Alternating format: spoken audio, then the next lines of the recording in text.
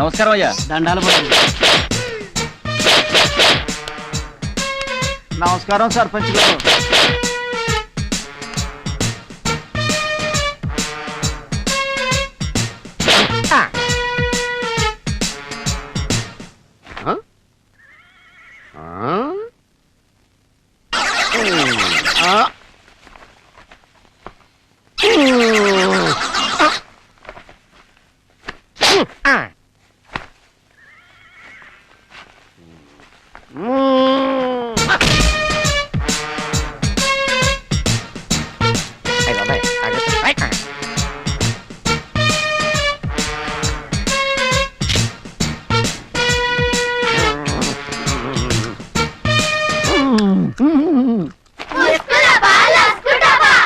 పొరంబోకు పద పంచాయతీకి. అలాగే.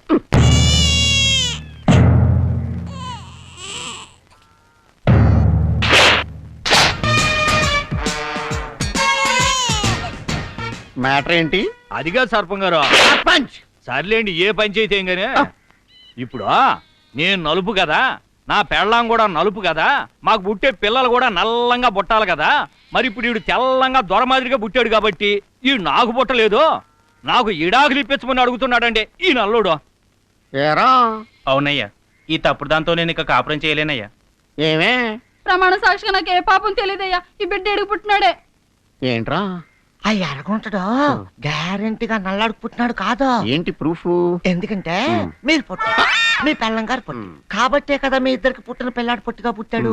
అలా కాకుండా నాలా అందమైన కళ్ళతో పుట్టాడు అనుకోండి, అప్పుడు మీరేమనుకుంటారు? నా కళ్ళు తెరిపించావు. ఇప్పుడు చెప్తాను తీర్పు. అదే రామలక్ష్మి, ఆ బిడ్డ నీకు పుట్టిందే, కానీ వాడికి పుట్టినోడు మాత్రం కాదు. అయ్యా అమ్మాయి, గడప దాటావు, గోడ దూకావు, మొగుణ్ణే మార్చావు, బిడ్డ రంగు మార్చావు. చెప్పు, ఎవడా ఎర్రుడు?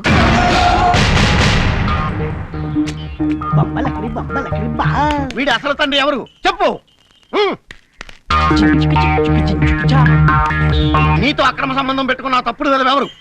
చెప్పు. కళ్ళ ముందున్న సాక్ష్యాల్ని బట్టి ఈ గోవింద్ గాడి పెళ్ళాం పతిత. నీ తీర్పు తప్పు. ఎవరది? ఎవరు ఈ సమర పుల్లారెడ్డి తీర్పునే తప్పు పట్టేదెవరు? సర్పం, రవణ నువ్వా? చూడలేదు.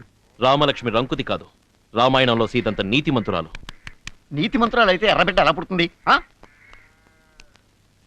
వరి మొక్కలు నాటితే ఒడ్లే పండుతాయి, గోధుమలు పండవు.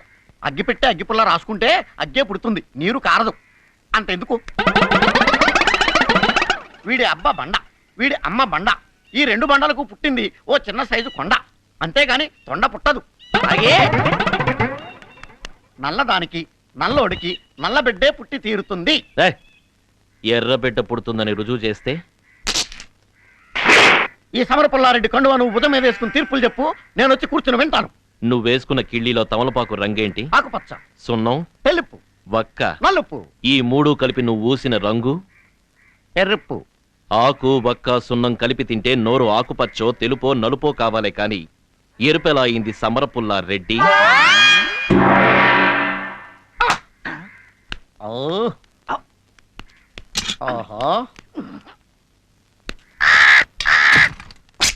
చిచ్చి కాకిరెట్ట రెట్ట తెలుపు, కాకి నలుపు.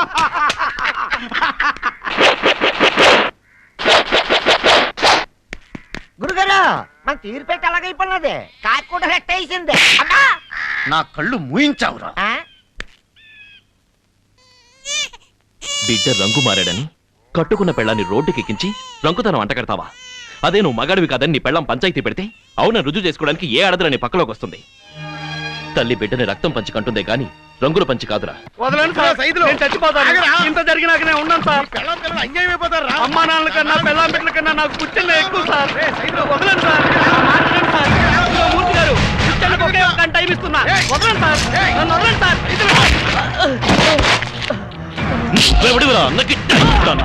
అన్న బుచ్చన్న ఎవరితో మాట్లాడటం లేదు. మాట్లాడిపోవడమే కాదు, అన్నం నీళ్లు కూడా ముట్టట్లేదు. ఏమైంది? అవమానం జరిగిపోయింది. అవమానమా? నందిపాడులో ఊళ్ళోకి రావడానికి వీల్లేదని బుచ్చన్న గుండెల మీద చేసి తోసేశాడు. బుచ్చన మీద చెయ్యేసాడా? ఎవడు వాడు? వాడి పేరేంటి? సూర్యం.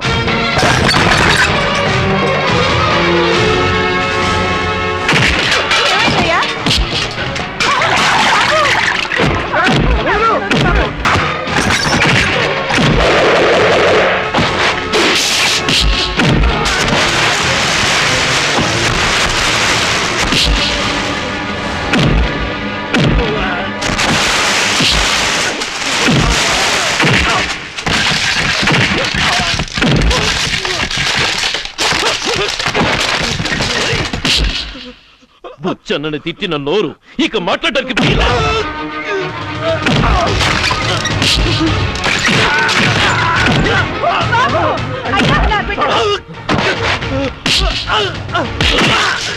బుచ్చన్నని నెట్టిన చెయ్యిక ఉండడానికి వీల్లేదు. బాబు వాడు తప్పే చేశాడు, ఇంకెప్పుడు అలాంటి పని చేయడు. వాడిని వదిలేయ్ బాబు.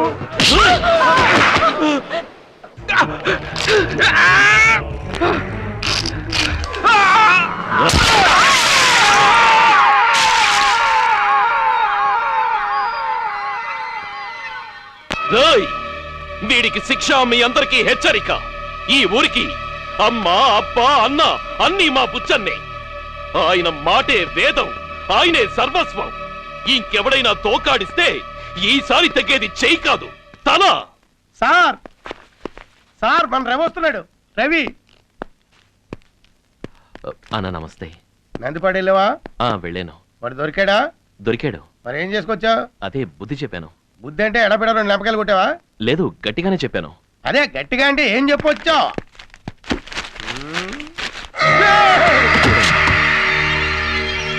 మీ మీద ఎవరైనా చెయ్యేస్తే ఊరుకుంటానా అన్న? అందుకే వాడి చెయ్యి తీసుకొచ్చేసానన్నా. రవి, నువ్వు నా పెంపుడు బిడ్డవురా. నా భార్య బిడ్డలో బిడ్డలో అంటుంటే రవుండగా మనకు బిడ్డలు ఎందుకే, గర్భసంచి తీసేయించుకో అన్నాను. రేయ్, లే, లేరా, లే. లోపల సొరుగుల బాటలు తీసుకురా. రే రవి, అన్నా, మొన్న నేను హైదరాబాద్ లో ముఖ్యమంత్రితో మాట్లాడేటప్పుడు నువ్వు నా గుర్తొచ్చావురా. ముఖ్యమంత్రితో మాట్లాడేటప్పుడు నేను గుర్తుకొచ్చాను. అసలు నేను మర్చిపోతే కదరా గుర్తు తెచ్చుకోవడానికి. నువ్వెప్పుడు నా గుండెల్లోనే ఉంటావురా. రేయ్, రా, రా కూర్చో. సింగపూర్ నుంచి నీ కోసం స్పెషల్ గా తెప్పించాను రా ఈ మందు. తాగు. మీ ముందు నే మందు తాగటమా? వద్దన్నా. అమ్మ ముద్ద పెట్టినా అయ్య మంది ఇచ్చినా వద్దనకూడదు. తాగో. రవి, బుచ్చన్న లాంటి పవర్ఫుల్ మనిషి మందు తాగమంటే ఫిట్స్ వచ్చినట్టు అలా వణికిపోతావేటయ్యా? అరే ఊరుకుంటానా, ఆయన నా దేవుడు. నా దేవుడు ముందు ఎలా అంతేనంటావా? అయితే ఓ పని చేయి. రైట్, దీన్ని ఇంటికి తీసుకెళ్ళి చుక్క మిగలకుండా నాకై. అరే రోడ్డేంటి ఊగుతోంది? రవి, రవి, రవి బాబు. అప్పుడెప్పుడో వినాయకుడు తొండంతో పాలు తాగాడు. ఇప్పుడు మనూరి గాడిద కూడా మాట్లాడుతుంది. మాట్లాడింది గాడిద కాదు, గంగ.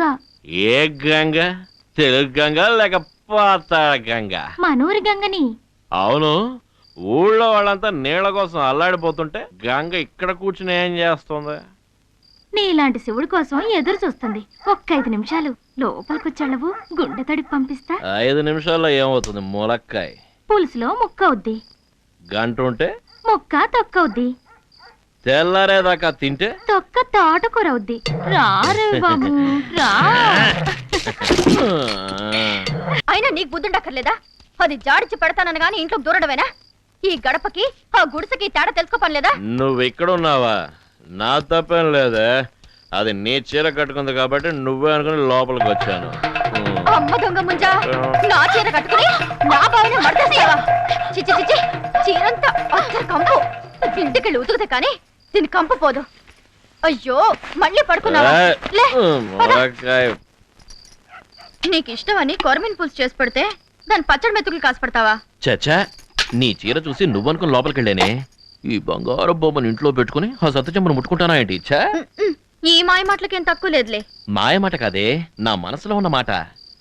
నిజంగా నీ మనసులో నేనున్నానా బావా? నా మనసులోనే కాదే, ఈ చేప ముక్కలో నువ్వే, నేను తాగే నీళ్ళలో నువ్వే, నేను తింటున్న అన్నంలో నువ్వే, ఆఖరికి నా కడుపులోకి వెళ్ళి నా రక్తంలో చేప పిల్లల ఈత కొడుతున్నావే. నిజంగానే బావా? నీ మీదొట్టు, నీ పులుసు మీదొట్టు. అయితే నన్ను కోరుకోమంటావా? కోరుకో. నాకు ఎక్కాలనుంది బావా, ఎక్కిస్తావా? ఏం ఎక్కించమంటావు? ప్లేటు. ప్లేటా? ఆ. ఇదిగో ఎక్కు. చిచి, ఇది కాదు, మ్. గాల్లో ఎగురుతుందే విమానం, దాంట్లో. సేయ్, అది ప్లేట్ కాదే, ప్లెవిటు.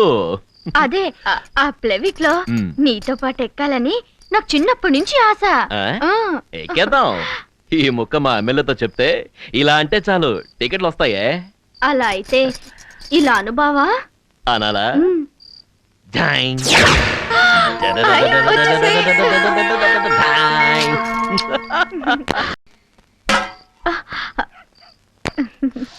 చాపులుసు నీలాగే అదిరిందే.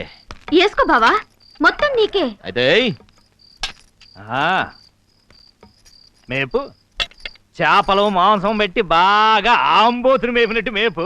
వాడు కొవ్వెక్కి ఊరి మీద బలాదూరు తిరుగుతూ ఉంటాడు, ఆడెనకాలే నువ్వు తిరుగుతా ఉండు. తిరుగుతా? నా బావా నా ఇష్టం. ఇవాళ కాకపోతే రేపైనా ఇద్దరం ఒకటవలసిన వాళ్ళవేగా. ఆ నీకు ఈ సోంబేరోడికి పెళ్లి చేస్తే ఊళ్ళో జనం ఎవరు కింద వేయరు, నా మొఖాన వస్తారు.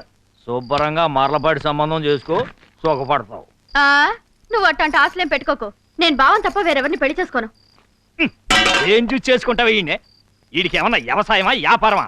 ఎప్పుడు ఆ ఎమ్మెల్యే గారి చుట్టూ తిరగడం, వాడు బోయించిన మందు దాగి వాడి నరకమన్నోళ్ళ కాళ్ళు చేతులు నరకడం.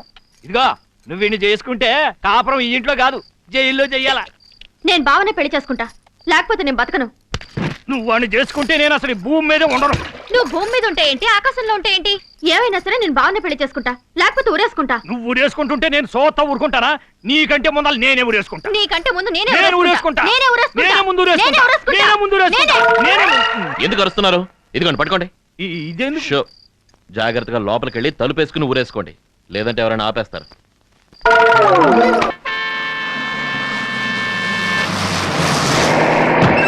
దిగండి దిగండి.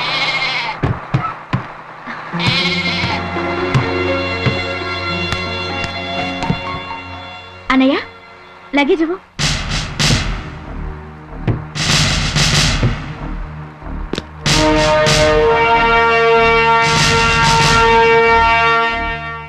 కండక్టర్ గారు, మేం దిగాల్సింది నందిపాడు కాదు, గింజపిల్లివారిపాలెం. ఆ ఊళ్ళోకి వెళ్ళడానికి బస్ ఇక్కడే దిగాలండి. అదేంటి, ఊళ్ళోకి బస్సు వెళ్ళదా? మీరు మిలిటరీ మ్యానేగా? అవును మీకు రాజకీయాల గురించి తెలుసా? తెలుసు, చెప్పు.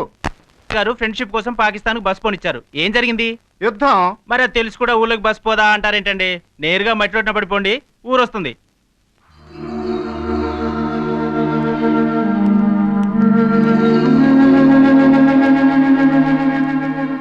ఇప్పుడు అర్థమైందమ్మా ఈ ఊళ్ళోకి బస్సు ఎందుకు రాదు. ఈ రోడ్డు ఇలాగే వదిలేస్తే కొన్నాళ్ళకి గోతులు నూతులవుతాయి. ఇక్కడ నీళ్లుంటేనే కదా నూతులు అవటానికి. ఏంటి ఈ ఊళ్ళో నీళ్లు కూడా లేవా? అటు చూడు. తాగడానికి నీళ్లు కూడా లేని ఊళ్ళోకి వచ్చామన్నమాట. ఏంటమ్మా ఆగావు? అటు చూడు. నీళ్లే కాదు, కరెంటు కూడా లేదన్నమాట ఈ ఊరికి.